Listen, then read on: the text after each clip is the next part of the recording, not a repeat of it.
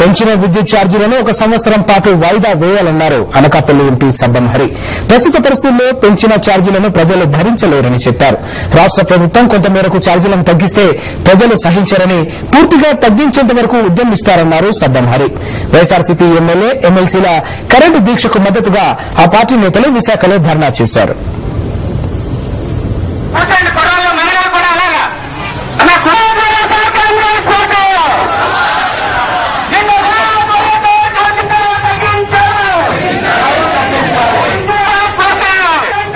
కంటి తుడుపుగా ఏదైనా ప్రయత్నం చేసినా ఇది ప్రజలు యాక్సెప్ట్ చేసే పరిస్థితిలో లేరు.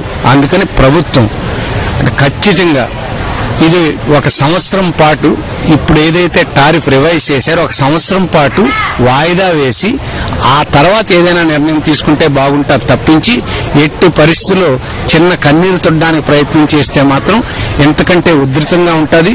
ఇక రాబోయే రోజులన్నింటినీ కూడా ప్రభుత్వ యంత్రాంగాన్ని, ప్రభుత్వంలో ఉన్నటువంటి ప్రజాప్రతినిధుల్ని గొడవ చేసైనా సరే దీన్ని ఆపడానికి వైఎస్ఆర్సీపీ నడుం కట్టిందని మాత్రం ఈ సందర్భంగా నేను చెప్పగలను.